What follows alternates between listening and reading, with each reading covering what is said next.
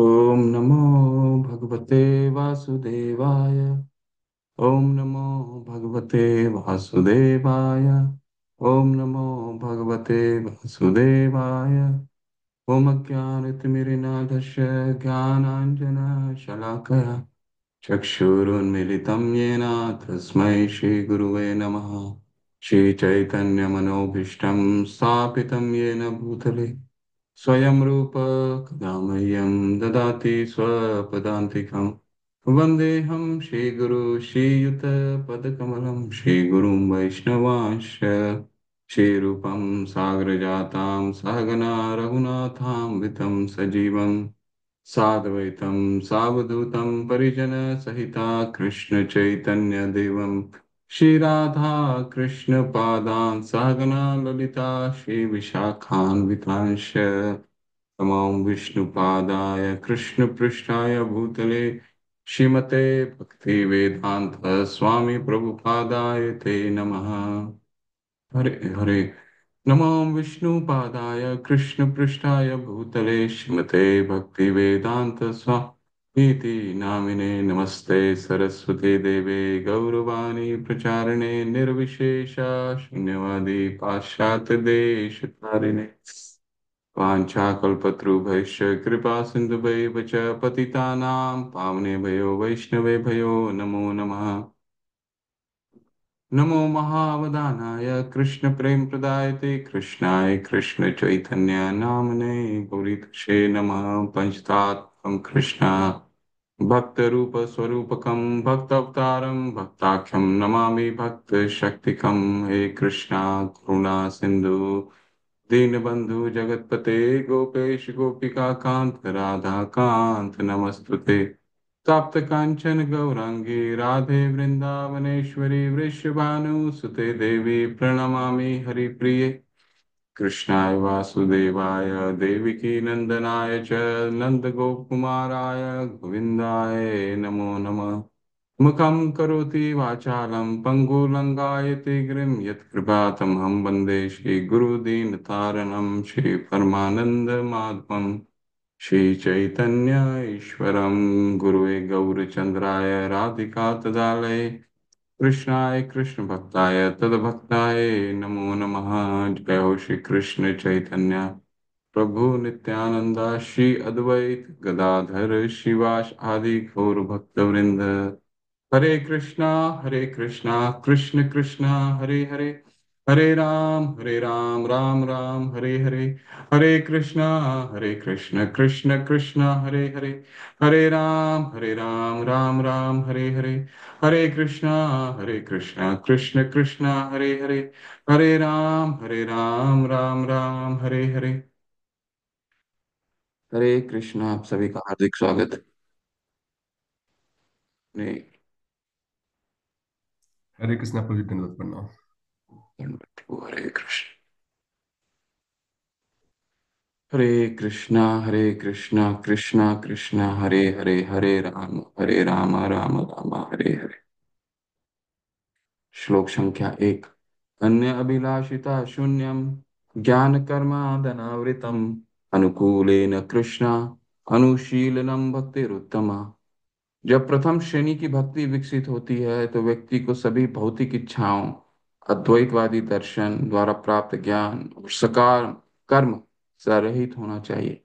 भक्त को निरंतर कृष्ण की अनुकूल सेवा करनी चाहिए जैसा कि कृष्ण चाहते हैं। अतः सर्वोपाधि विनिर्मुक्तम तत्पर्तवेन निर्मलम ऋषिकेन ऋषिकेश सेवनम भक्तिरुच्यते। भक्ति को इंद्रियों का उपयोग करके भगवान की सेवा के रूप में परिभाषित किया गया है। इसे भगवान को प्रसन्न करने के इरादे से अन्य इच्छाओं से मुक्त और अन्य प्रक्रियाओं से बिना किसी बाधा के किया जाना चाहिए। अतः श्री कृष्ण नामादि न भवेत ग्राह्यम इंद्रिय सेवोन्मुखे ही जिह्वादो स्वयमेव स्मृतियतः।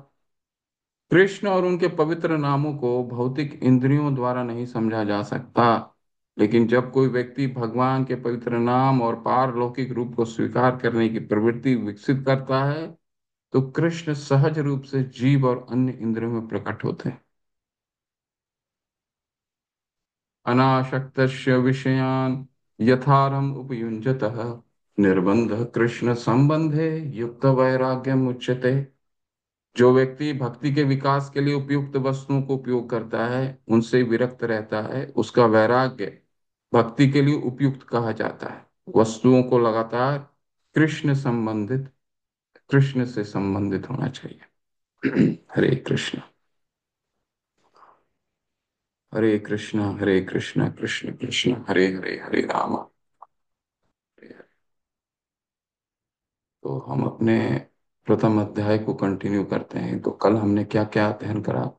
हमने मुक्ति के 5 प्रकार पिछले सत्र में हमने अध्ययन किया था। कल भक्ति के 6 प्रकार, शुद्ध भक्ति के 6 लक्षण। ठीक है, क्या क्या लक्षण है? कलेश अग्नि, शुभदा, मोक्ष लघुता कृत, सुदुर्लभा सांद्रानंद विशेषात्मा, श्री कृष्ण आकर्षणी, श्री कृष्ण आकर्षणी चसा। यानी कि सबसे पहला कलेश अग्नि आता है। कल हमने उस पर विस्तार से चर्चा किया कि शुद्ध भक्ति में इतनी शक्ति होती है कि वो सभी कलेशों का क्षय करने का, सभी कलेशों का सभी कलेशों का संपन्न समाप्त करने की उसमें शक्ति होती है। यही भगवान भगवत गीता में भी बताते हैं। हम सर्व पापे भयो मोक्ष इष्यामि मा शुचा, तुम्हारा सारे सभी पापों को क्षय कर दूंगा। ठीक है, बस शरणागति। अगर शुद्ध भक्त का क्या मतलब है, भक्ति का क्या मतलब है? शुद्ध भक्ति का अनासक्त्य। अभी हमने क्या पढ़ा? हमने शुद्ध भक्ति की परिभाषा सामान्य भक्ति में पढ़ा था। क्या पढ़ा था? सबसे पहला श्लोक क्या है कि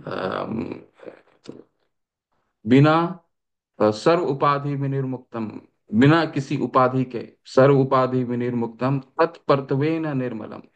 ठीक है, अपना जब सभी उपाधियों से हम विमुक्त हो जाते हैं। किस तरह की उपाधि? जिस तरह भी उपाधि, जो शारीरिक उपाधि की हम अभिलाषित होते हैं।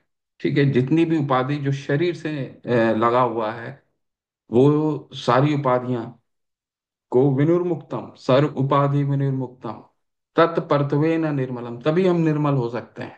ठीक है, निर्मल तभी हो सकते हैं जब सभी उपाधि जो शरीर से लगी हुई है, अगर वो उससे हम विमुक्त हो जाते हैं। सर्व उपाधि विनिर्मुक्तम तत्पर्तवे न निर्मलम ऋषिकेन ऋषिकेश सेवनम भक्ति उच्यते। तो अपनी ऋषि अपनी इंद्रियों से, ठीक है, ऋषि अपनी इंद्रियों से, इंद्रियों के स्वामी की हम अगर सेवा करते हैं। ऋषिकेन मतलब हो गया अपनी इंद्रियां। इंद्रियां मतलब कौन से होंगे? 5 इंद्रियां होंगे हमारे। कर्म इंद्रियां, 5 ज्ञान इंद्रियां। तो ये जो इंद्रियां हैं, अपनी भुक्ति के लिए नहीं, भगवान की अगर सेवा के लिए लगाते हैं। ऋषिकेन ऋषिकेश है, ऋषिकेश भगवान को कहा जाता है। ऋषिकेश का मतलब होता है ऋषिकेश, जो इंद्रिय के स्वामी है, उनको ऋषिकेश, भगवान को ऋषिकेश भी कहा जाता है। ठीक है, ऋषिकेन ऋषिकेश सेवनम भक्ति रुच्यते।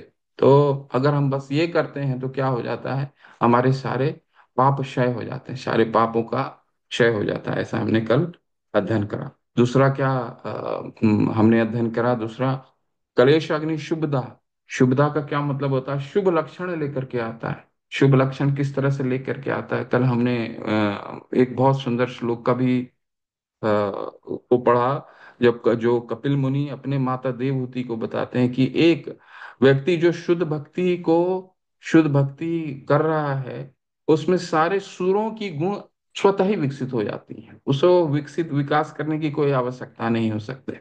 यस्यास्ते भक्ति भगवती अकिंचना। ठीक है, यस्यास्ते भक्ति भगवती अकिंचना, भगवती भगवान को कहा जाता है। अगर हम उसकी भगवान की भक्ति अकिंचन रूप से किया जाए। अकिंचन का क्या मतलब होता है? भगवान अकिंचन का मतलब होता है अहेतुकी और अप्रतिहता, बिना कारण से और बिना रुके और टुके, बिना रुके और बिना कारण से, इसको अकिंचन कहा जाता है। तो यस्यास्ते भक्ति भगवती अकिंचन सर्वै गुणे तत्र समासते सुरा। सभी गुण उसमें सुर के समासते सुरा, सुरा सुर का मतलब होता है देवता गण, उसमें समासते यानी कि उसमें स्वतः ही विकसित हो जाते हैं, समा जाते हैं। ठीक है, अच्छे से। लेकिन जो भगवान की भक्ति नहीं करता, उसके उसके बारे में क्या कहा गया है? हरेव अभक्तिर कुतो महत गुणा। कि अगर जो भगवान की भक्ति नहीं करता है, कुतो महत गुणा, उसको कुतो का मतलब होता है कहाँ से आएगा गुण। ठीक है, मनोरथे नास्ति भावतो बहि।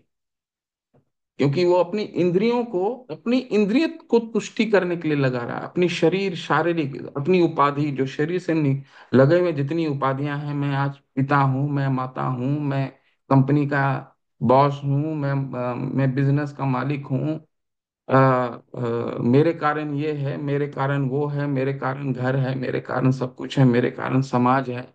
ऐसा ये जितनी भी चीजें हैं शारीरिक रूप से लगे हुए, इसको उपाधि कहा जाता है, सर्व उपाधि। तो जब तक मनोरथे नास्ति भावतो बहि, जब तक ये हम इसकी इस उपाधि के चक्कर में है, तब तक हरेर हरेर अभक्त से कुतो महत्वना, तब तक वो गुण कहाँ विकसित होंगे? हम जितना भी कोशिश कर लें गुण विकसित करने का, नहीं, हम अपने से कुछ नहीं कर सकते। ये जो गुण का विकास है, भगवान ने 18वें अध्याय में गुण बताए, ब्राह्मण के गुण बताए, बहुत सारे गुण बताए, 26 गुण बताए हैं। देवता के गुण बनाए, 16 का पहला अध्याय में 1 से लेकर के 3 तक 26 गुण बता दिए हैं भगवान ने, कि देवता के ये गुण होते हैं: अमानित्यम, अद्वितीयम, शांति आर्जवम, अहिंसा शांति आर्जवम। तो ऐसे करके 26 गुणों का उन्होंने विस्तार किया है।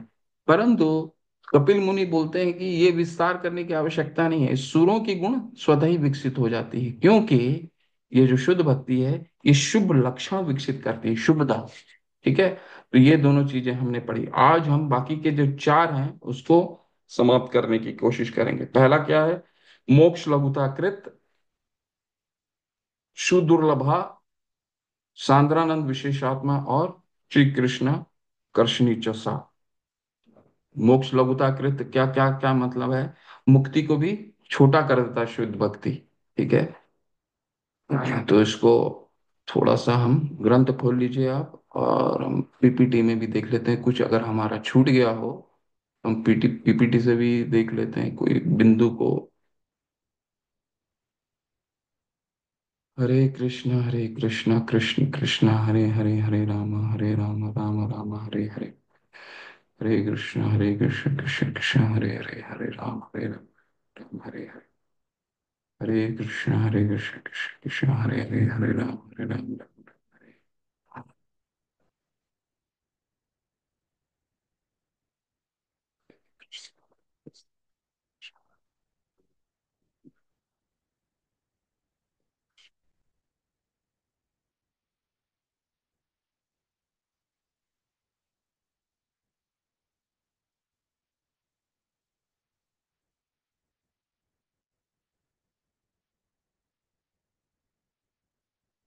हरे कृष्ण कृष्ण कृष्ण हरे हरे,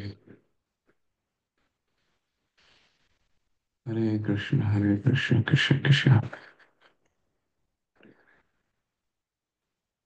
हरे कृष्ण कृष्ण कृष्ण हरे कृष्ण कृष्ण कृष्ण हरे हरे, राम राम राम राम हरे हरे।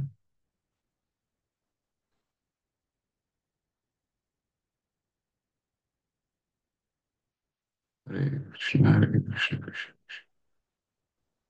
कृष्ण हरे कृष्ण कृष्ण कृष्ण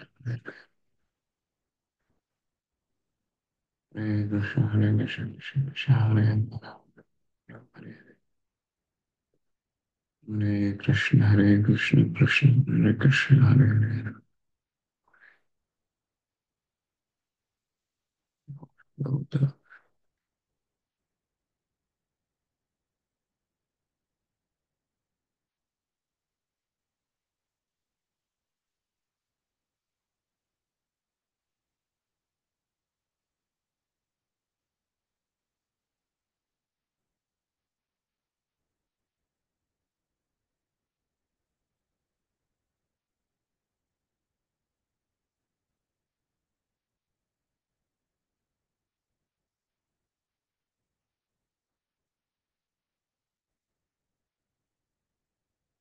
ये हमने कल देख लिया, मुक्ति, मोक्ष लघुता कृत।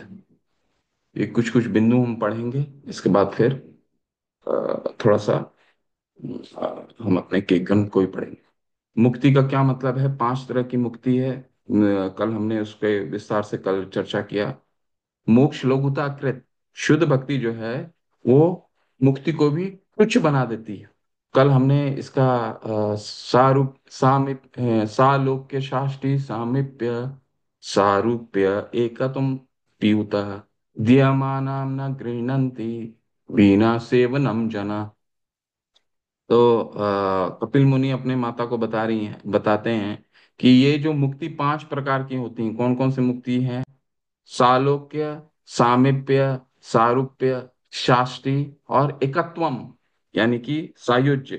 ठीक है। सालोक्य मतलब सालोक्य मतलब भगवान के लोक में वास करना।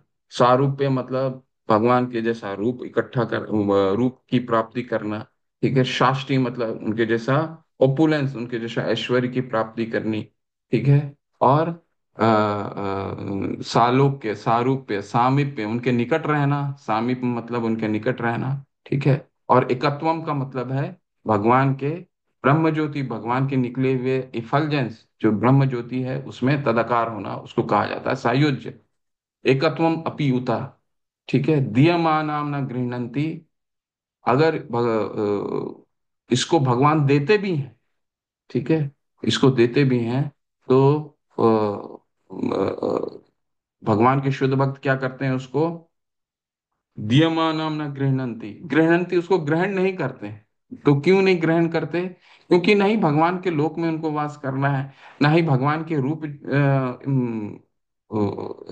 उन भगवान जैसा रूप उनको प्राप्त करने की इच्छा होती है, ना ही उनके सालों के उनके लोक में वास करने की इच्छा होती है, ना ही उनके जैसा ऐश्वर्य प्राप्त की इच्छा होती है। तो उनकी इच्छा क्या होती है?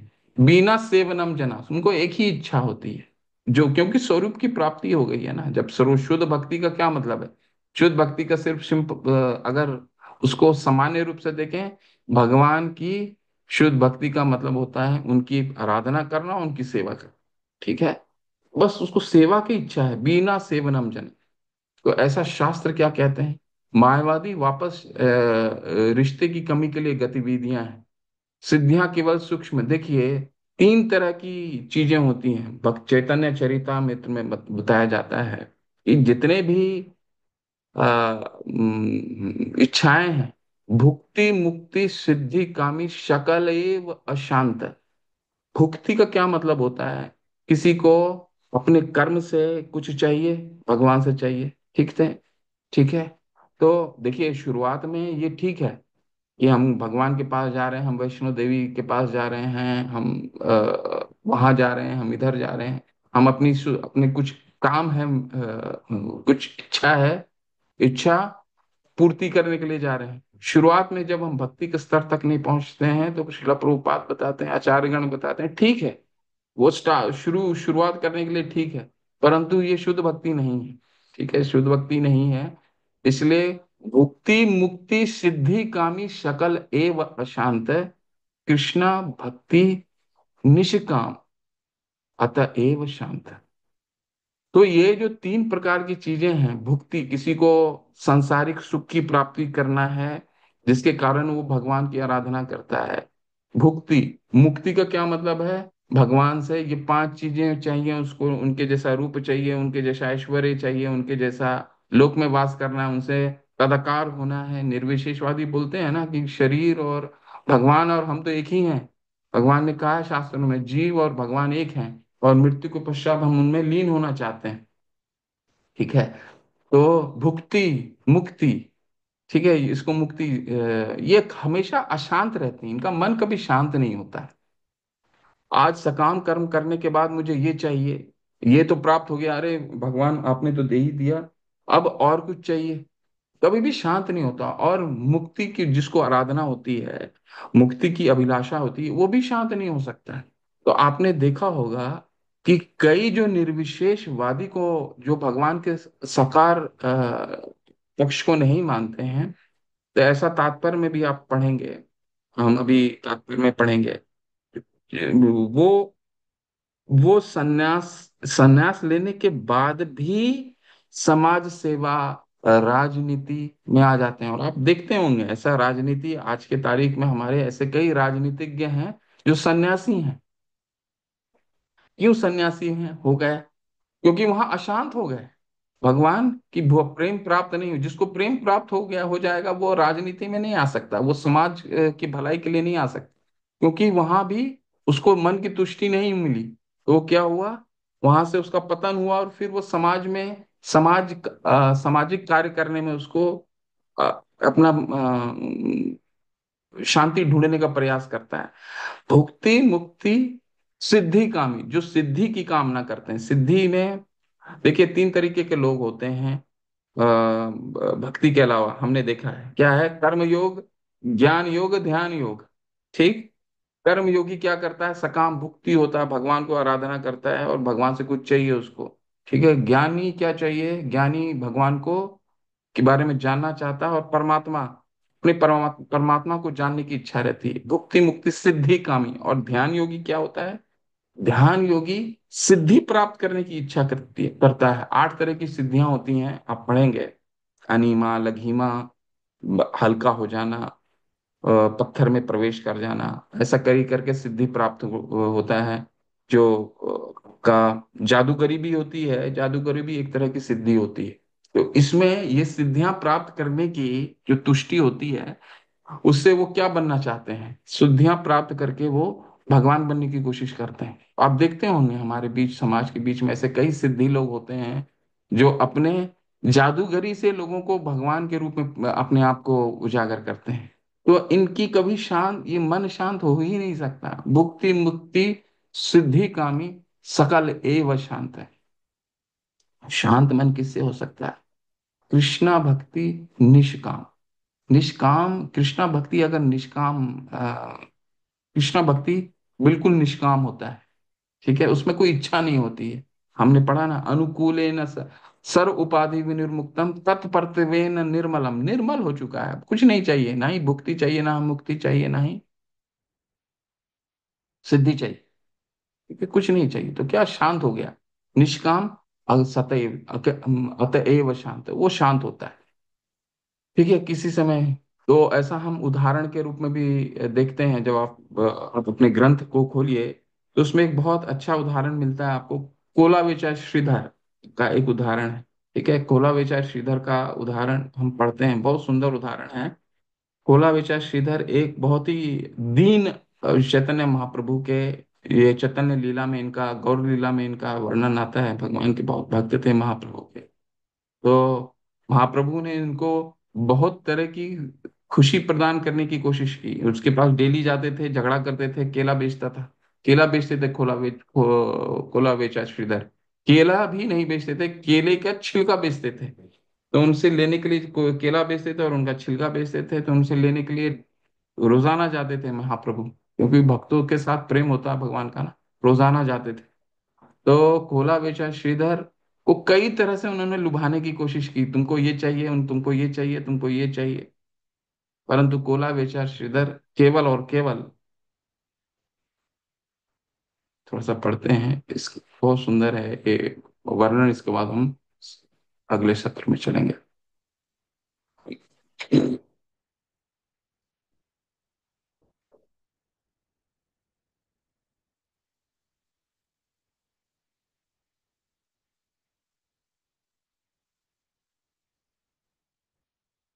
जिन्होंने कल नहीं पढ़ा था वो हैंड रेस करें।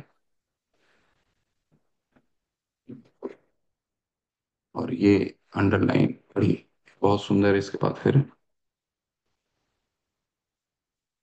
जिन्होंने कल नहीं पढ़ा था,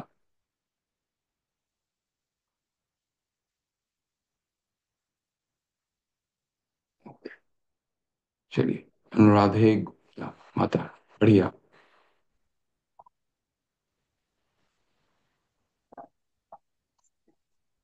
हरे कृष्ण माता, पढ़िए।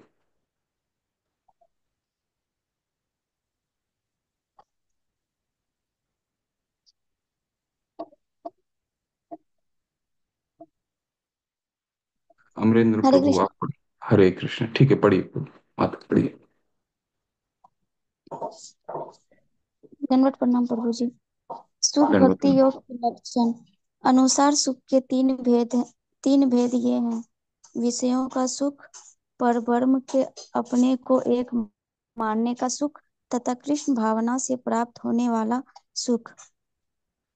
तंत्र शास्त्र में शिवजी सती से कहते हैं, हे साध्वी, जिसने भगवान गोविंद के चरणों में शरणागत होकर शुद्ध कृष्ण भावना का विकास कर लिया है, वह बड़ी सुगमता से निर्विशेष वादियों द्वारा अभिसालित तथा सिद्धियों को प्राप्त कर सकता है।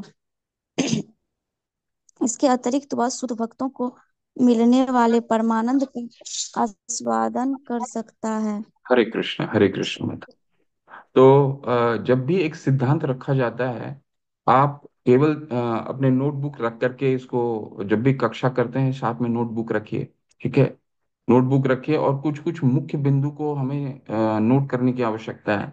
यहाँ पर एक सिद्धांत रखा जा रहा है कि मोक्ष लघुता कृत, ये मुक्ति को भी तुच्छ बना देती है। ठीक है, और उसका उदाहरण कहाँ शास्त्रों में आता है? पहला उदाहरण क्या दिया गया है? तंत्र शास्त्र में शिव जी सती से कहती हैं। तो उदाहरण हमेशा हमें याद रखना चाहिए कि, क्योंकि भक्ति रसामृत सिंधु में हमें कई उदाहरण मिलेंगे, उस उदाहरण को नोट हमें जरूर करना, जरूर करने की आवश्यकता है। ठीक है, चलिए माता, इसके बाद समझते हैं। बढ़िया। शुद्ध भक्ति योग का सुख परमोच्च है, क्योंकि वह शाश्वत है। प्राकृतिक सिद्धियों अथवा ब्रह्मज्ञान से होने वाली सुख क्षण भंगुर होने के कारण तुच्छ है। प्राकृतिक सुख से पतन का कोई प्रतिबंध नहीं है, यहाँ तक कि निर्विशेष ब्रह्मा की साजुन्य से प्राप्त अप्राकृतिक सुख तक से गिरने की पूरी संभावना रहती है। हरे कृष्ण माता। अभी आप बने रहिएगा। ये दो दो तीन हमने अनुच्छेद पढ़ा। तीन तरीके का सुख शास्त्रों में दिया गया है। क्या क्या सुख है? विषय सुख, ठीक है, भुक्ति, जो हम मैंने आपको अभी बताया, भुक्ति, कुछ जीवन में शारीरिक सुख पाने की सुख, उसको कहा जाता है विषय का सुख। सुख तीन प्रकार की होती हैं। ठीक है, कौन कौन सा सुख है? विषय सुख, भुक्ति, परम ब्रह्म से मिलने का मानने का सुख, मुक्ति, और भुक्ति मुक्ति सिद्धिकामी, सिद्धिकामी सकल एवं, और कृष्ण भावना से प्राप्त होने वाले सुख। तो तीन सुख की चर्चा की गई है और तंत्र शास्त्र में उदाहरण दिया गया है। ठीक है, और यहाँ पे शुद्ध भक्ति योग का सुख परमोच्च है, क्योंकि वह शाश्वत है, क्योंकि वह शांति, जैसे मैंने आपको बताया। कृष्णा भक्ति निष्काम, क्योंकि वो निष्काम है, कुछ चाहिए नहीं। जहाँ निष्काम शाश्वत हो जाता है, वहां क्या हो जाता है? क्षण अथवा ब्रह्म कैसे होने वाले सुख क्षण भंगुर होने के कारण तुच्छ हैं। ठीक है, ये तुच्छ हो जाते हैं। क्यों तुच्छ हो जाते हैं? आगे के अनुच्छेद में इसको उदाहरण भी शिला प्रभुपाद हमें बताएंगे। वो उदाहरण का चर्चा मैंने आपसे किया हुआ है। ठीक है, अभी क्यों तुच्छ होते हैं? मुक्ति की अभिलाषा क्यों तुच्छ हो जाती है? यहाँ तक कि निर्विशेष ब्रह्म के सायुज्य से प्राप्त अप्राकृत सुख तक से गिरने की पूरी संभावना रहती है। ठीक है, वहां से भी गिरने की संभावना रहती है। और उदाहरण के रूप में मैंने आपको बताया कि लोग संन्यास, दूसरे पंथ में जो निर्विशेषवादी लोग होते हैं, आगे आप पढ़ेंगे, निर्विशेषवादी होते हैं, वो अ, उनका पतन होता है। और पतन होने के पश्चात वो क्या करते हैं? सामाजिक कार्य में लग जाते हैं, राजनीतिक कार्य में लग जाते हैं। ठीक है, और आपके पास उदाहरण भी है देखने के लिए, कहीं दूर जाने की आवश्यकता नहीं है। हमारे पास ऐसे राजनीतिक हैं, कई राजनीतिक हैं। आज के तारीख में नहीं, हमारे पूरे जीवन, पूरे हिस्ट्री, इतिहास देख लीजिए। गांधी जी से लेकर के, वो भी तो सन्यासी थे। ठीक है, गीता का पालन करते थे, परंतु उनका कभी भी शुद्ध भक्ति के रूप में गीता का मुख्य उद्देश्य को उन्होंने जीवन में नहीं उतारा, ऐसा शिला प्रभुपाद समझाते हैं। अगर समझा, अगर उतारा होता तो कल जो हमने उस उदाहरण देखा था कि स्वतंत्रता मिलने के बाद भी वो राजनीति से अलग नहीं हो पाए। ठीक है, आज भी देखिए तत्कालीन ऐसी अवस्था है कि कई सन्यासी राजनीति में आए हुए हैं, राजनीति में है, और आज ही नहीं, इतिहास में है। ऐसा क्यों होता है? क्योंकि वो जिस उद्देश्य के लिए उन्होंने संन्यास धारण करते हैं, वो उद्देश्य पूर्ण नहीं होता, और वो दिखेगा आपको। उदाहरण में पढ़ी, आगे पढ़िए मत। देखा जाता है कि परम विद्वान और लगभग तत्व साक्षात्कार के स्तर पर पहुंचे हुए मायावादी सन्यासी भी कभी कभी राजनीतिक अथवा सामाजिक परोपकार कार्य में प्रवृत्त हो जाते हैं। इसका कारण यह है कि निर्विशेष के ज्ञान में उन्हें कोई अत्यधिक सुख नहीं मिलता, इसीलिए वे बाध्य होकर प्राकृतिक स्तर पर उतर आते हैं और एक बार फिर प्रापंचिक कार्यों में फंस जाते हैं। ऐसे अनेक उदाहरण हैं, परंतु पूर्णतया कृष्ण भावना भावित पुरुष किसी भी प्रकार के प्राकृतिक स्तर पर फिर कभी नहीं उतरता। वह चाहे कितने भी मोहक और आकर्षक क्यों न हो, वह भली भांति जानता है कि कोई प्राकृतिक परोपकार कार्य कृष्ण भावना के दिव्य कर्मों की तुलना में नहीं कर सकता। हरे कृष्ण गुरु जी। हरे कृष्ण। सत्यव्रत मुनि, जिन्होंने दामोदर अष्टकम लिखा है, वो कहते हैं क्या, गाते हैं, वरम देव मोक्षाम न मोक्षाम वधिम वा नाचान्यम वृणेहम वरेशादपीहा इदं ते वपुर्नाथ गोपाल बालम सदा मे मनस्या वेरास्तम किमन्ये। वरम देव मोक्षा, मुझे कुछ नहीं चाहिए। सत्यवत मुनि जब भगवान के दामोदर लीला का वर्णन करते हैं तो उन वो क्या कहते हैं, वे चाहे कितने भी मोहक और आकर्षक क्यों ना हो, भली भांति जानता है कि कोई प्राकृतिक परोपकार कार्य कृष्ण भावना के दिव्य कर्मों की तुलना नहीं कर सकता। तो ऐसे कई उदाहरण हैं, वे जैसे मैंने आपको बताया, वरम देव मोक्षाम न मोक्षाम वदिवा, मुझे किसी तरह की मुक्ति की कामना नहीं है। सत्यव्रत मुनि है, दामोदर अष्टकम में कहते हैं, मुझे क्या कामना है, केवल और केवल अगर मुझे हृदय में बाल गोपाल का अगर बाल गोपाल स्थापित हो गए, वही जीवन की कामना है। ठीक है। ऐसा वृतासुर भी गाते हैं, जब उनका वध होता रहता है, इंद्र इंद्र राजा इंद्र जो है, उनका गर्दन काटते होते हैं, 1 वर्ष लगता है उनके गर्दन काटने में, असुर होते हैं, और वो बोलते हैं, न नाक पृष्ठम न च पारमिष्टम न सर्वभौमम न रसाधिपत्यम न योग सिद्धिर अपुनर्भवम वा समंजसत्वै विरहय कांक्षय। न नाक पृष्ठम न च पारमिष्टम, न मुझे ऊपर की ब्रह्मलोक चाहिए, न ही मुझे भूलोक चाहिए, न ही रसाधिपत्यम, न ही नीचे के लोक की कामना करता हूँ, न योग सिद्धि, न सिद्धि की कामना करता हूँ। ये आगे के अनुच्छेद में आएगा, सिद्धि की कामना करने वाले, न सिद्धि की कामना करता हूँ, न योग सिद्धिर पुनर्भवम वा समंजसत्वै विरहय कांक्षय। मुझे सिर्फ आपका प्रेम चाहिए, विरह से जो प्रेम प्राप्त होता है उसकी कामना करता है। तो ऐसे कई साक्ष्य हम उदाहरण देखते हैं शास्त्रों में। ठीक है। तो आगे पढ़िए, जिन्होंने हैंड रेस किया था पढ़िए इसको, बहुत सुंदर है ये। इसको अंडरलाइन भी करके रखिए कि तीन तरह के तीन तरह की सुख सुख का वर्णन किया गया है। शारीरिक सुख, ब्रह्म में तदाकार होने का सुख, और कृष्णा भावनामृत से प्राप्त होने वाला सुख। कृष्णा भावनामृत से प्राप्त होने वाला सुख क्या है, शाश्वत है। बाकी के दो सुख क्या हैं, वो क्षणभंगुर हैं, वो समाप्त होने वाले हैं। ठीक है। और उसके उदाहरण भी हमने देख लिया तंत्र शास्त्र में। शिव जी कह रही हैं अपनी पत्नी पार्वती माँ से कि भक्त को कभी भी वो सिद्धि की कामना नहीं होती। इसीलिए जब पार्वती, कल मैंने आपको उदाहरण भी दिया था, जब पार्वती माँ चित्रकेतु, जो वृतासुर के पूर्व जन्म के राजा होते हैं, उनके कारण ही वृतासुर बनता है चित्रकेतु, तो चित्रकेतु को क्या श्राप देती हैं कि तुम अगले जन्म में असुर हो जाओ। इसके बावजूद वो भयभीत नहीं होते चित्रकेतु, क्यों? क्योंकि उनको मालूम है कि भक्ति तो अगले जन्म में भी करें, कभी भी भयभीत नहीं होते। ठीक है। इसलिए चित्रकेतु, शिव जी नारद जी को पार्वती माँ को क्या कहते हैं, कहते हैं कि ये नारायण परा सर्वे न कुतश्चन बिभ्यते, ये नारायण का जो परा होते हैं वो कभी भी भयभीत नहीं होते। ठीक है। पढ़िए इसको, अमरिंदर यथार्थ प्रभु। में आप ही पढ़िए, आप ही पढ़िए, ठीक, पढ़िए पढ़िए। यथार्थ में सफल हुए योगियों को 8 प्रकार की सिद्धियां होती है। पहली अनिमा सिद्धि के द्वारा इतना सूक्ष्म बना जा सकता है कि पत्थर तक पत्थर तक में प्रवेश किया जा सके। आधुनिक विज्ञान ने भी इस सिद्धि को प्राप्त किया है। उसके द्वारा भूखनन किया जाता है। इसी प्रकार अन्य सभी सिद्धियां भी वस्तुतः प्राकृतिक कलाएं हैं।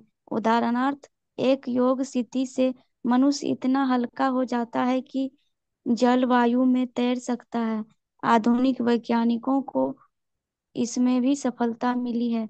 वे वायुमंडल के उड्डयन करते हैं, जल पर तैरते हैं और जल में नीचे यात्रा करते हैं। हरे कृष्ण बोल। तो ऐसे कई योग सिद्धियां हैं। इसको शास्त्र में, श्रीमद् भागवतम में इसके आता है, 8 तरह की सिद्धियां मुख्यतः होती हैं। ठीक है। तो इसमें हल्का होना, अनीमा, लघिमा, ठीक है, इसमें वर्णन है। इसको आप पढ़ लीजिए। ठीक है, इस पे हम विस्तार से चर्चा नहीं करेंगे।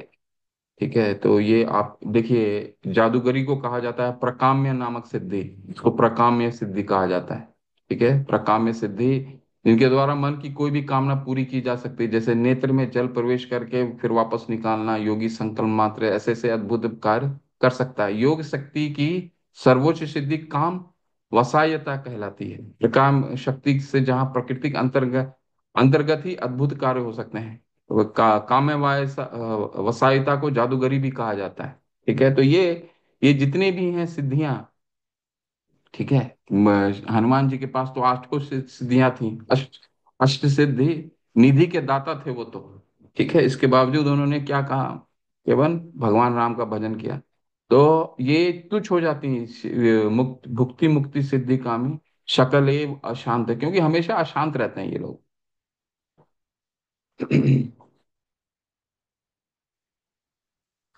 ये क्यों अशांत करते हैं, ये देखिए। ये कुछ और उदाहरण पढ़िए। श्री भक्ति विनोद ठाकुर ने इस संदर्भ में लिखा है कि प्राकृतिक विद्या को उन्नति मनुष्य को उत्तरोत्तर अधिक मूढ़ कर देती है, क्योंकि उसकी चकाचौंध से वह अपना यथार्थ स्वरूप भुला बैठा है। यह उसका नाश है। कारण मनुष्य जीवन का वास्तविक उद्देश्य प्राकृतिक बंधन से छूटना है। प्राकृतिक जड़ विद्या के विकास से लोग भव बंधन में दिन पर दिन और पड़ते जा रहे हैं। उनके लिए इस महाविनाश से उद्धार की ओर आशा नहीं। हरि भक्ति श्रुतियों में प्रहलाद महाराज भगवान नरसिंह से प्रार्थना करते हैं, देव आपके चरणारविंद में मेरा बारंबार यही निवेदन है कि आप में मेरी दृढ़ अनन्य भक्ति हो। बस यही इच्छा है कि मेरी कृष्ण भावना में अस्थिर निष्ठा हो, क्योंकि कृष्ण भावना और भक्ति योग का सुख इतना प्रबल होता है कि उसके साथ धर्म, अर्थ, काम और मोक्ष आदि सब सिद्धियां अपने आप सुलभ हो जाती है। हरे कृष्ण। हरे कृष्ण। और सुंदर है, कितना सुंदर लिखा है शिला प्रभुपाद ने अपने तात्पर्य में। जब हम हरे कृष्ण महामंत्र करते हैं, तो इस हरे कृष्ण महामंत्र करने का हमारा उद्देश्य क्या होता है? हरे क्या होता है? हरे भगवान की शक्ति है, अलादनी शक्ति। ठीक है, तो हम अपने उनकी शक्ति से संबोधन है। उस शक्ति से हम प्रार्थना करते हैं कि हे भगवान की अलादनी शक्ति, मुझे इतनी शक्ति दीजिए ताकि मैं भगवान की सेवा में अपने आप को लगा सकूं।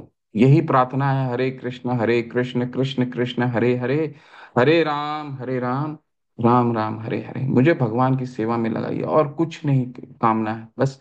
ये जो हरे, ये इसलिए ये मंत्रों का महामंत्र क्यों कहा जाता है? बाकी जितने भी मंत्र हैं वो मंत्र किसी कामना के लिए होते हैं, लेकिन यहाँ पे क्या कामना की जाती है कि भगवान की शक्ति से हमारा प्रार्थना करते हैं कि हे अलादनी शक्ति, हरे, आप मुझे भगवान की सेवा में मुझे लगाइए। ठीक है, देखिए कोलाविचा श्रीधर का बहुत सुंदर उदाहरण है, इसको पढ़ लीजिए। यहाँ से यहाँ तक पढ़िए। उदाहरण हमको हमेशा नोट करके रखना है। उदाहरण जहां जहां भी उदाहरण आ रहा है, जिस जिस सिद्धांत के साथ उदाहरण है, भक्ति रसामृत सिंधु ये इसलिए बहुत ही महत्वपूर्ण है। जहां भी सिद्धांत है, सिद्धांत के साथ उदाहरण है, क्योंकि उदाहरण अगर नहीं होगा तो हम सिद्धांत को पालन अपने जीवन में नहीं ला सकते। इसलिए इसका उद्देश्य क्या है, व्यवहारिक जीवन में कैसे इसको लाना है। ठीक है, तो व्यवहारिक जीवन कैसे हम देखेंगे, उदाहरण के साथ ही हम व्यवहारिक उसको, सिद्धांत को जब तक नहीं जोड़ेंगे उदाहरण से, तब तक व्यवहारिक नहीं हो सकता वो। ठीक है, इसीलिए व्यवहारिक बनाने के लिए इतनी सिद्धांतों के साथ उदाहरण दिया जा रहा है। ठीक है, पढ़िए इसको, कोला विचार श्रीधर के उदाहरण को पढ़िए, तब पढ़िए आप। हरे कृष्णा कोला प्रभु। हाँ, प्रभु आपको देता हूँ, पहले माता को कंप्लीट करने देता हूँ एक बिंदु, इसके बाद अगला बिंदु आप पढ़िएगा। हरे कृष्ण। पढ़िए। बोल वेचा श्रीधर नामक श्री चैतन्य महाप्रभु का एक परम भक्त था। यह अत्यंत अकिंचन था। वह केले के पत्ते बेचा करता था, जिससे उसकी उसकी नगण्य सी आय थी।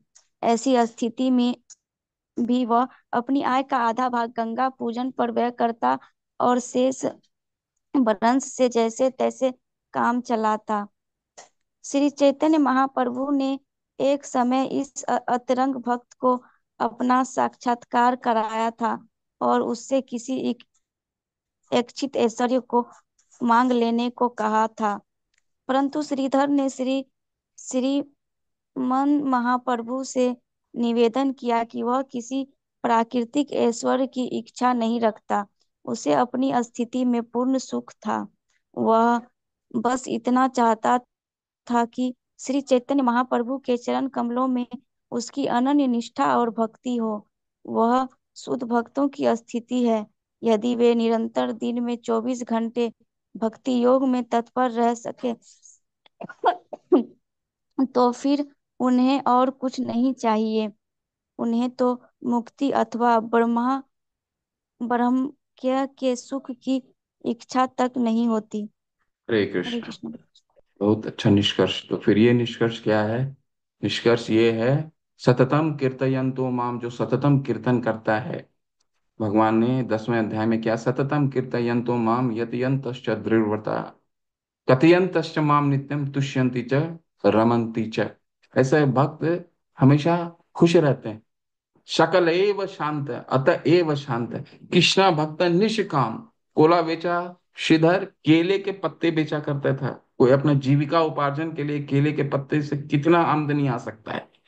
ठीक है, केले के पत्ते बेचा करते थे कोला बेचा श्रीधर, और जो आमदनी आती थी उस आमदनी की आधा आय गंगा पूजन में लगाते थे। ठीक है, और उसमें महाप्रभु उनसे डेली रोजाना केले खरीदने के लिए आते थे, और उस पे भी उनसे तोल मोल करते थे, क्योंकि भक्तों के साथ उनका भगवान स्वयं आते थे भक्तों से मिलने। कहते हैं ना कि अब भगवान को जगन्नाथ जो है अपने घर से निकलते हैं अपने भक्तों से मिलने के लिए। कई ऐसे भक्त होते हैं ना जगन्नाथपुरी धाम में, कई ऐसे वहां पे ऐसा लगाया हुआ है कि कई पंथ के लोग वहां पे जा नहीं सकते, विदेशी वहां नहीं जा सकते, मुस्लिम लोग नहीं जा सकते, लेकिन भगवान के भक्त को मिलने के लिए स्वयं भगवान ही आते हैं, बाहर निकलते हैं। इसलिए जगन्नाथ बाहर निकलते हैं सबसे मिलने के लिए। ठीक है, हरिदास ठाकुर कभी भी अंदर नहीं जा पाए, जगन्नाथपुरी धाम के अंदर नहीं प्रवेश कर पाए। उनको मिलने के लिए स्वयं महाप्रभु आते थे स्नान करने के बाद। ठीक है, ठीक उसी तरह महाप्रभु स्वयं जाते थे श्रीधर, कोला विचार श्रीधर के पास, और बार बार उनको प्रलोभन देते थे अलग अलग सुख की, अरे तुम ये ले लो तुमको ये हो जाएगा, क्योंकि भगवान स्वयं थे। तो ये ले लो, इससे तुम्हारा सुख, तुम्हारी तो स्थिति बहुत खराब है।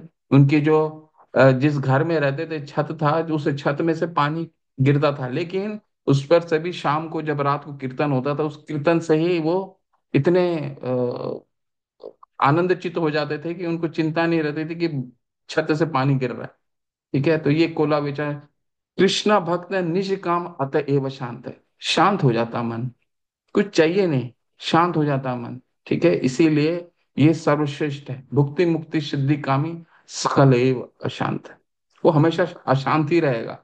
यहाँ नहीं मिलेगा खुशी, वहां पाने की कोशिश करेगा, वहां नहीं मिलेगा वहां पाने की कोशिश कर। समाज सकाम कर्मियों को क्या होगा, ये प्राप्त हो गया है तो ये और चाहिए, ये प्राप्त हो गया तो ये चाहिए, ये मिल गया तो वो चाहिए। और ब्रह्म से मिलने वाले को क्या चाहिए, आज ब्रह्म में चले गए हैं लेकिन वहां पे तो कोई एक्टिविटी नहीं है, किसी की पूजा आराधना नहीं करनी है। ठीक है, अगर आप ब्रह्म में मिल जाते हैं तो वहां पे कहीं ऐसा 12वें अध्याय में क्या कहा गया है। 12वें अध्याय में अर्जुन पूछते हैं कौन सा सर्वश्रेष्ठ है, भगवान के निर्विकार निर्विशेष की आराधना करना सर्वश्रेष्ठ है या भगवान की सकार पूजा करना सर्वश्रेष्ठ है। भगवान बोलते हैं दोनों ठीक है, ऐसा नहीं कि कोई गलत है, लेकिन एक क्या है, कलेशो अधिकतरस तेषाम अव्यक्त आसक्त चेतसाम, एक कलेशो भरा मार्ग है। क्योंकि अंधेरे में अगर आप मिलते हैं, किसी चीज को नहीं देखते हैं, तो हो सकता है वहां पे आपका मन पतन हो जाए। पतन होने के बाद फिर क्या करिएगा, फिर सामाजिक कार्य में जुट जाएंगे, राजनीतिक कार्य में जुट जाएंगे, तो पतन होना वहां पे बनता है। लेकिन शुद्ध अशांत होता है, मन वहां अशांत होता है। ठीक है, तो ये निष्कर्ष है। तो मोक्ष लघुता कृत ये भी तुच्छ हो गया। अब आता है क्या, सुदुर्लभ। बहुत सुंदर है, सुदुर्लभ। भगवान भक्ति आसान से नहीं देते, सभी को भक्त नहीं बनाते। भक्ति देने में भगवान चुनते हैं अपने भक्तों को।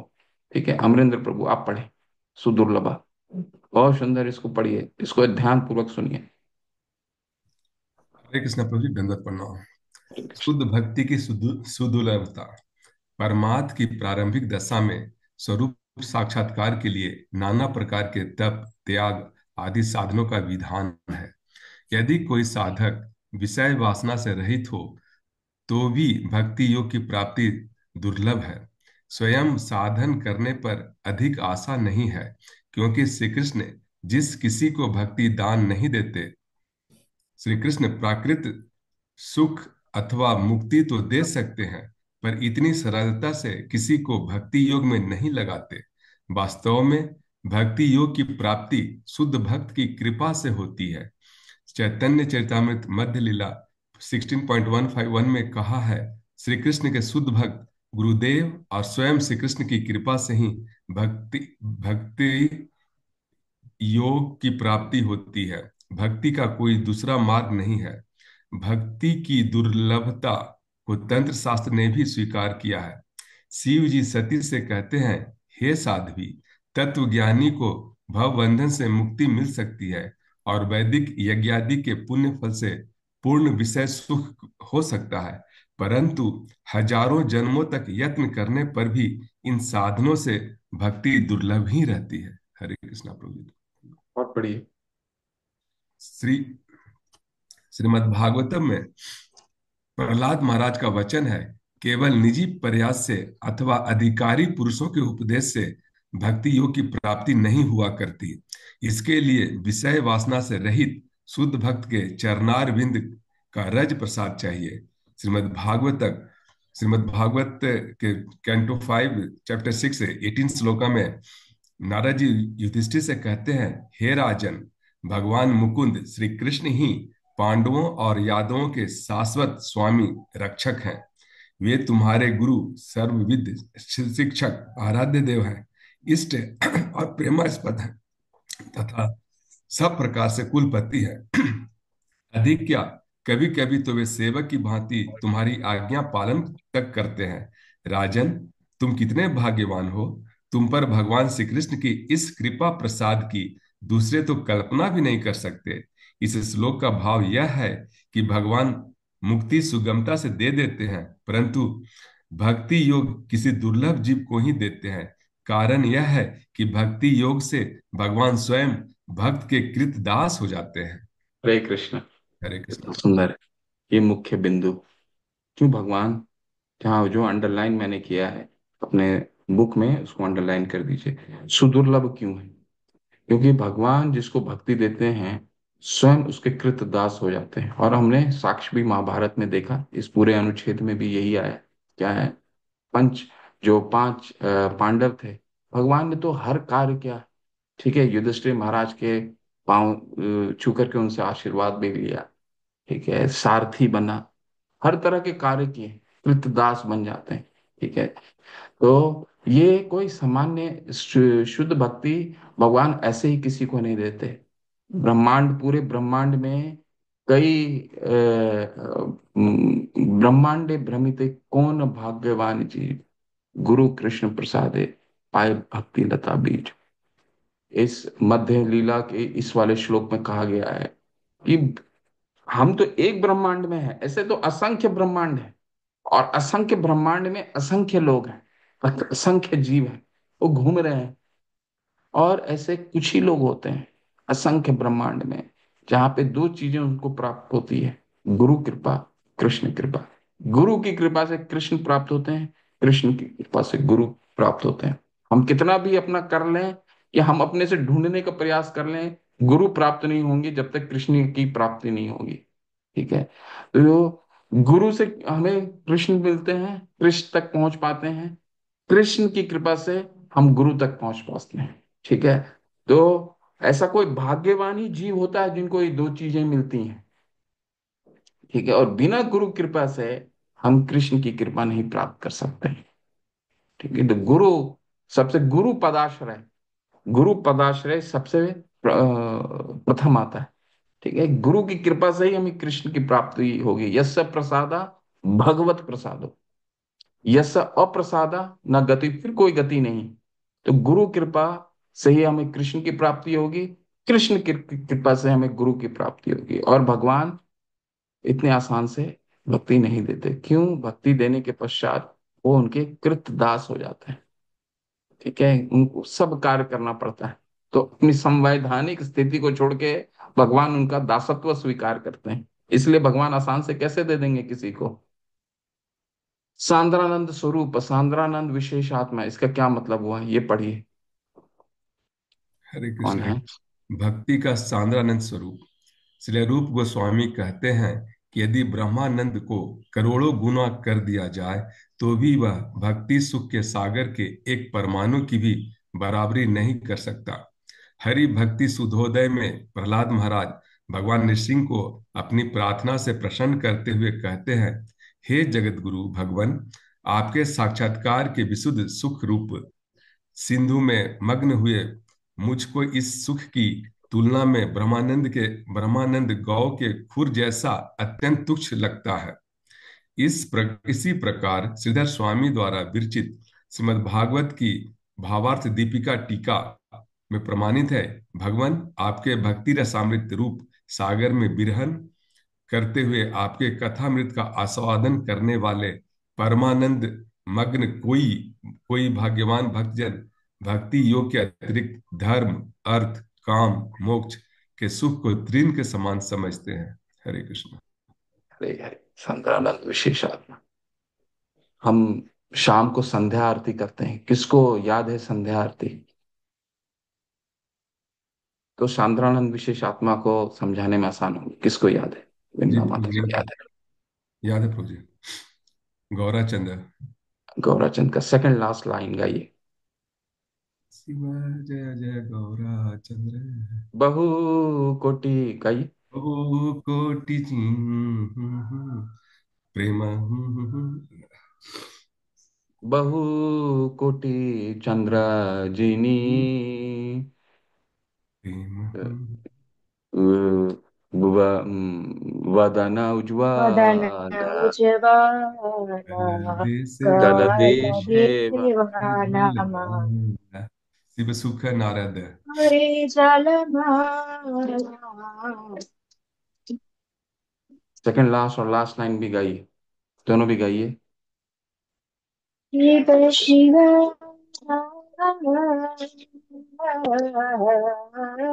शुक नारदा गदगाधा काकटी विनोदा घोररा संपादा। हरि हरि, हरि हरि। बहु कोटि चंद्र जिनी, भगवान का जो मुख है, भक्ति विनोद ठाकुर, बहु कोटि चंद्र जिनी। बहु कोटि मतलब करोड़ों चंद्रमा को की चंद्र की रोशनी से भी भगवान का मुख कमल चमक रहा है। बहु कोटि चंद्र जिनी वदन उज्ज्वल गलदेशे वनमाला कर झालमाला। और गले में जो उनको वनमाला है, उनका पूरा शरीर जगमग कर रहा है वनमाला। कि वे शिवा शुक नारद प्रेम गदागद। तो ये केवल भक्ति विनोद ठाकुर गदगद नहीं हो रहे हैं, वहां शिव जी और नारद जी भी गदगद हो रहे हैं। ठीक है, शिव की वा शिवा शुक नारद प्रेम गदागद भक्ति विनोद देखे गोरार संपद। देखो गोरा का, गोरा चांद का, गौरांग का ऐश्वर्य तो देखो कि अ, एक तो शक्ल उनकी जो पूरा शरीर है, बहुकोटि जो मुख है वो चंद्रमा की करोड़ों रोशनी से अगर गुना कर दिए, उस तरह से उनका जगमग हो रहा है। और उनके जगमग को देख करके वहां शिव जी और नारद जी भी प्रेम से गदागद है। ठीक है, और ये ऐश्वर्य है। ठीक है, भक्ति विनोद ठाकुर कह रहे हैं ये देखो गोरा चांद का ऐश्वर्य, ये होता है सांद्रानंद विशेष आदमी। श्री रूप गोस्वामी कहते हैं कि यदि ब्रह्मानंद को करोड़ों गुना कर दिया जाए, बहु कोटि चंद्र जीनी। ठीक है, तो सांद्रानंद विशेष आत्मा वो स्थिति होती है जब जब राग उत्पन्न हो जाता है, तो आपको हर चीज में वो, आपको वो रोशनी दिखने लग जाती है, संद्रानंद विशेष आत्मा। ठीक है, आपके भक्ति भक्ति अमृत स्वरूप सागर में विहरण करते हुए आपकी कथामृत का आस्वादन करने वाले परमानंद कोई कोई भाग्यवान भक्तजन भक्ति योग के अतिरिक्त धर्म अर्थ काम मोक्ष के सुख को तृण के समान समझते हैं। तो वहां शिव जी और नारद जी भी प्रेम से गदगद हो रहे हैं। ठीक है, तो ये है सांद्रानंद विशेष आत्मा। अंतिम पढ़िए, श्री आकर्षणी चसा, ये भगवान को भी आकर्षित करती है। शुद्ध भक्ति भगवान को भी आकर्षित करती है, तभी तो वो सुदुर्लभ दुर्लभ दे देते हैं, सभी को शुद्ध भक्ति नहीं देते। कोई कितना भी प्रयास कर ले, साधना भक्ति हमने अभी देखा, साधना भक्ति जीवन काल तक करता रहे साधना भक्ति। ठीक है, साध वैदिक भक्ति के नियम का पालन करता रहे, 64 विधि का पालन करे। भक्ति रसामृत सिंधु के छठे अध्याय में हम पहुंचेंगे तो रूप गोस्वामी पाद हमें 64 विधि बताएंगे, उसमें से 5 प्रमुख बताएंगे। ठीक है, जब 13वें अध्याय में पहुंचेंगे तो 5 को निकाल करके बताएंगे, इनको तो पालन करना ही होगा, ये वैदिक भक्ति के नियम है। लेकिन वैदिक भक्ति के नियम बिना प्रेम से 50 साल भी करोड़ों जन्म करते रहेंगे तब भी भगवान उनको भक्ति नहीं दे सकते। जब तक सर्व उपाधि विनिर्मुक्तम भगवान तत्परत्वेन निर्मलम, जब तक निर्मल नहीं होगा हृदय, तब तक शुद्ध भक्ति नहीं आ सकती। श्री आकर्षणी जैसा, ये पढ़िए थोड़ा सा। श्री कृष्णाकर्षणी। श्री रूप गोस्वामी का कथन है कि भक्ति श्री कृष्ण को भी आकर्षित कर लेती है। श्री कृष्ण सर्व आकर्षक है, परंतु भक्ति श्री कृष्ण आकर्षणी है। भक्ति के लक्षणों की चरम मूर्ति श्रीमती राधा रानी है। श्री कृष्ण को मदन मोहन कहा जाता है। वे कोटि कोटि कंदर्प दर्प दलन है, परंतु राधा रानी तो और भी अधिक आकर्षक है, यहाँ तक कि वे श्री कृष्ण तक को आकृष्ट कर लेती हैं। अतः भक्तजन उन्हें मदन मोहन मोहिनी कहते हैं। भक्ति का आचरण करने का अर्थ राधा रानी के चरण चिन्हों का अनुसरण करना है। इसीलिए वृंदावन में भक्तजन राधा रानी का आश्रय लेते हैं, जिससे उनकी भक्ति सिद्ध हो जाए। कहने का भाव यह है कि भक्ति प्राकृत जगत की क्रिया नहीं है, यह तो प्रत्यक्ष रूप से राधा रानी के नियंत्रण में आती है। भगवत गीता में प्रमाण है कि महात्मा पुरुष दैवी प्रकृति राधा रानी के आश्रित है। अतः साक्षात श्री कृष्ण की अंतरंगा शक्ति द्वारा संचालित होने के कारण भक्ति स्वयं श्री कृष्ण को भी अपने वश में कर लेती है। हरे कृष्ण। हरे कृष्ण, वश में कर लेती है। श्री आकर्षणी चर्चा, महाप्रभु का प्राकट्य ही भक्ति को, ये पूरे सिद्धांत को स्थापित करता है। महाप्रभु का प्राकट्य क्यों आया? क्योंकि वो भक्ति को जानने के लिए आए। वो भक्ति राधा रानी के हृदय में कैसा प्रेम है, प्रेम किस तरह है, वो प्रेम को जानने के लिए पूरा महाप्रभु का प्राकट्य हुआ। ठीक है, तो ये पूरी जो सिद्धांत है महाप्रभु स्वयं अपना प्राकट्य, उससे ये सिद्ध होता है। महात्मा नस्तु माम पार्थम देवीं प्रकृति माश्रिता भजन्त अनन्य मनसो भूतादिमव्ययम्। ठीक है, महात्मा नस्तु माम पार्था देवीं प्रकृति माँ, जो महात्मा लोग होते हैं, जो भगवान के भक्ति करते हैं, अनन्य भजन अनन्य मन सो, जो अनन्य भक्ति करते हैं, वो देवी प्रकृति माशिता, यहाँ देवी यहाँ लिखा गया है, देखिए क्या लिखा गया है, परंतु राधा रानी तो और भी अधिक, यहाँ तक कि भक्ति का आचरण, देखिए यहाँ पे एक जगह लिखा था ना। हाँ, कहने का भाव यह है कि भक्ति प्राकृतिक जगत की क्रिया नहीं है। जो हरे कृष्ण मंत्र करते हैं, कोई प्राकृतिक जगत हमने नहीं बनाया। गोलोकेरा प्रेम धना हरि नाम संकीर्तन, इस प्राकृतिक जगत जगत का नहीं है। इसलिए ये प्राकृतिक जगत से बाहर का आया हुआ है, ये जो हम नाम करते हैं। और जो भी नाम करता है वो क्या होता है, कहने का भाव ये है कि भक्ति प्राकृतिक जगत की क्रिया नहीं, वो तो प्रत्यक्ष रूप से राधा रानी के नियंत्रण में आती है। देवी प्रकृति माशिता, देवी प्रकृति के, देवी प्रकृति, अगर उस श्लोक को आप जोड़ें भक्ति भगवत गीता को, तो वो हमें याद आ जाएगा कि वहां जो देवी प्रकृति, महात्मा लोग किसके आश्रय में रहते हैं, देवी प्रकृति। तो देवी प्रकृति कहाँ है, वो यहाँ बताया जा रहा है। भगवत गीता का देवी प्रकृति क्या है, राधा रानी के नियंत्रण में रहते हैं। भगवत गीता में प्रमाण है कि महात्मा पुरुष देवी प्रकृति राधा रानी के आश्रित हैं। तो वहां जो देवी उपयोग किया गया है, वो राधा रानी के लिए उपयोग किया गया। अतः साक्षात कृष्ण की अंतरंगा शक्ति द्वारा संचालित होने के कारण भक्ति स्वयं श्री कृष्ण को भी अपने वश में कर देती है। ठीक है, महात्मा नस्तु माम पार्थं देवी प्रकृति माचिता भजन्त अनन्य मनसो, जो अनन्य भगवान की भक्ति करता है, वो भगवान के आह्लादनी शक्ति, भगवान की आह्लादनी शक्ति राधा रानी के आश्रय में रहता है। इसीलिए जितना देर आप, जितना कीर्तन, सततम कीर्तन करेंगे, जितना जितना आप हरे मंत्र, महामंत्र, जितना समय गुजारेंगे हरे कृष्ण मंत्र के साथ, तो एक बहुत ही शिला प्रभुपाद के डिसाइपल ने, वैवस्विका महाराज ने कहा क्या, कि आप अगर मुख भी आपका चलता रहता है, आप अगर जोर से नहीं भी करते, मुख भी अगर दिन भर चलता रहे, हरे कृष्ण कृष्ण कृष्ण कृष्ण, अगर ये भी हमारा हैबिट हो जाए, तो समझ लीजिए कि हम भगवान की आह्लादनी शक्ति के अंतर्गत रहते हैं। ठीक है, तो हमें कोशिश करना है जितना समय हम महामंत्र को कर सकें करते रहना है। 16 माला होने के पश्चात भी इसको छोड़, ऐसा नहीं कि हमारा काम खत्म हो गया, कि जितने देर हम मंत्र करेंगे उतना देर हम देवी प्रकृति के आश्रय में रहेंगे। देवी प्रकृति के आश्रय में रहने से उतना ही हमें माया छू नहीं पाएगी। ठीक है, माया क्या है, भगवान की ही बहिरंगा शक्ति है, भौतिक शक्ति है। और बहुत जो आध्यात्मिक शक्ति तहाँ विस्तारित है या फले प्रेमे फला, जब बीज को पानी, गुरु कृपा से ब्रह्मांडे भ्रमित कौन भाग्यवान जीव, गुरु कृष्ण प्रसादे पाए भक्ति लता बीज। भक्ति लता बीज अपने आप नहीं बढ़ेगा। ये ऐसा नहीं कि एक बार गुरु और कृष्ण की कृपा हो गई तो अपने आप बढ़ता रहेगा। ताहे वो इसके बाद कहा गया है, ताहा विस्तारित है या फले प्रेमे फल, वहां भी जा करके है माली सेचे नित्य श्रवण आदि जल,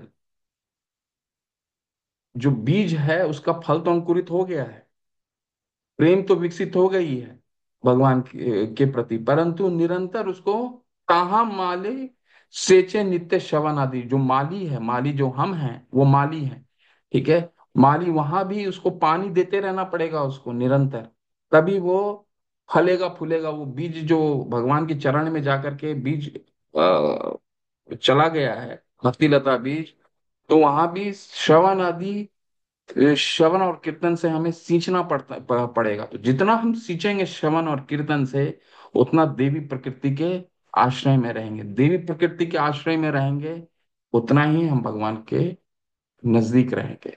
ठीक है। श्री आकर्षणी चर्चा, श्री आकर्षणी चसा, श्री आकर्षणी भगवान को भक्ति भी आकर्षित करती है।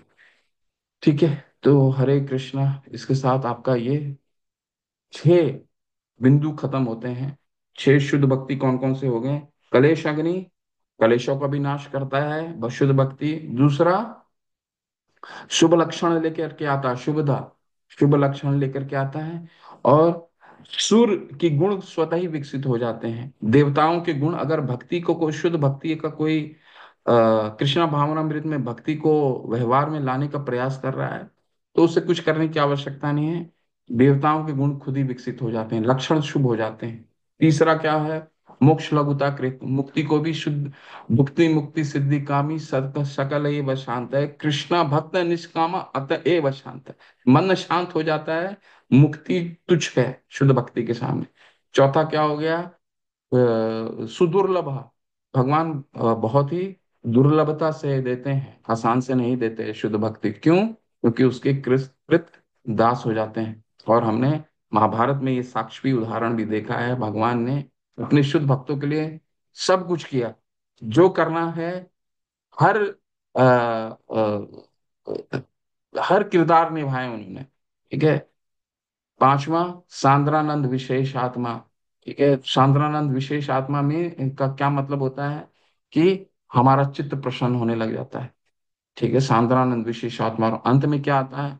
श्री कृष्ण आकर्षणी जैसा, यानी श्री कृष्ण को भी शुद्ध भक्ति आकर्षित करती है। और इसका साज उदाहरण हमने, वो जो हमारे पास कई उदाहरण हैं, और स्वयं महाप्रभु चैतन्य महाप्रभु इसका उदाहरण है कि उसको, उनको उनको भक्ति इतनी आकर्षित उनको किया कि उनका प्राकट्य इस कलयुग में सिर्फ भक्ति को शिक्षा, हम हमें भक्ति कैसे करनी है वो उन्होंने सिखाने के लिए ये पूरे गौर लीला का रचना किया। ठीक है। हरे कृष्णा, शिल प्रभुपाद की जय, रूप गोस्वामी पाद की जय, नित्य गौर प्रेमानंदे, हरि हरि बोलो। और किसी किसी का कोई प्रश्न है? संशय है?